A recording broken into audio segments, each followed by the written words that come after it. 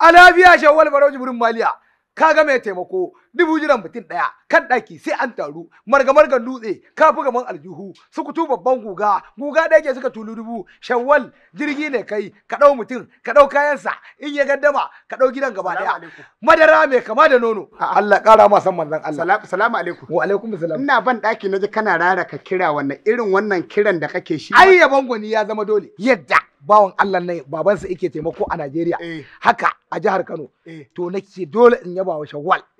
madara mai kama da nono mutumin da shi fata yake yaga ina kyautata mutane wannan gaskiya kai da ka ji in ga maka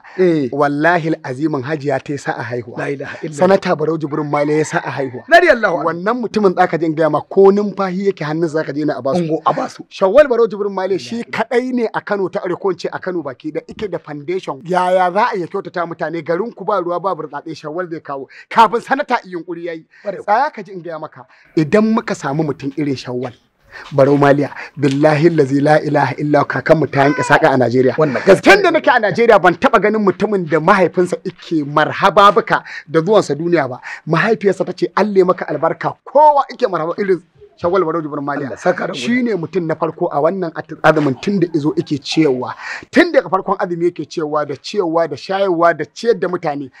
kuma matasa a ba su aikin yi matasa a biya musu kuɗin makaranta matasa a neman musu aikin yi matasa a neman musu ofa Shawwal Barau Jibrin Maliya aikinsa ne kai dan Muhammadu Rasulullahi ka zo ka kai ni wajen Shawwal din ai ni yanzu so nake ma bayan na kai ka wajen Hajiya da haifiyar Shawwal kana sai in kai wajen Shawwal Allah saka da zo mu ƙara fa sanatan Kano Barau Maliya sanatana wanda ba yake shawara aiki ya tattara mai tarin moshin akan batun alowa sanatan mu ne Barau fatan alkhairi nake Barau